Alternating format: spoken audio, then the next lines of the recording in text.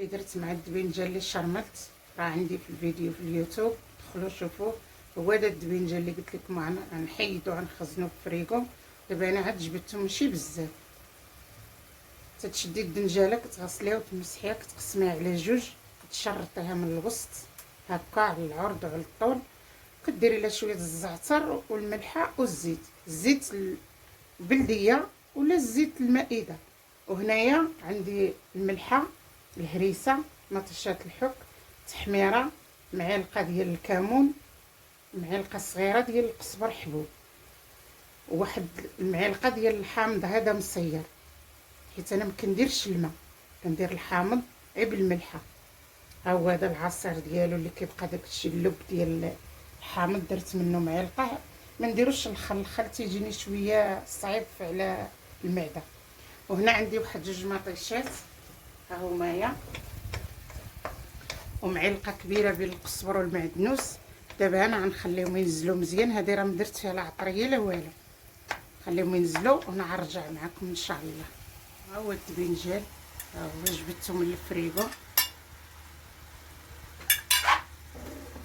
هو تيجي زوين وجربوه.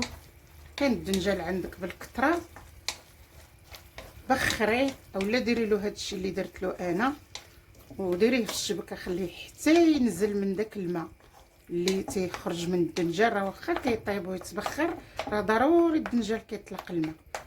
ها هي، ها هو الدنجال على العطريه. ها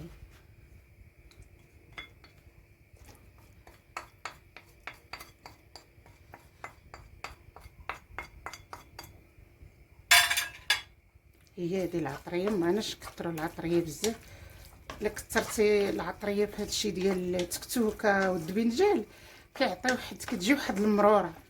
هاو دابا الدبنجال غيتشحر، ودرت له الزيت المائده وزيت البلديه.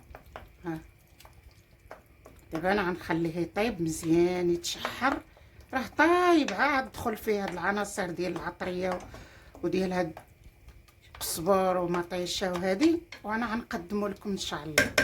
صافي، بالصحه والراحه اللي قدمت لكم. ساهل دغيا كيوجد دغيا كيطيب. ها هو بالصحه والراحه، وجربوه وجا لذيذ وجا زوين. وجربوه الدنجال ملي يكون عندكم كثير في الدار، جربوه بالطريقه ديالي. ومنين تبخريه اولا تدخليه للفران، خليه ينزل منه داك الماء اللي في الدبنجال، ومنين ينشف خرجي الهواء من البلاستيكه ولا احسن ديريه في باطه وخزنيه. ونهار اللي تبغي، انا دابا نص دايره واحد الغديوه وقلت راه علاش ما نجبدش داك الدبنجال ونعاون به الغدا ديالي. وبالصحه والراحه، وديروا لي لايك وابوني، ودخلوا اليوتيوب راه تلقاو الدبنجال كيفاش درت له في الفران.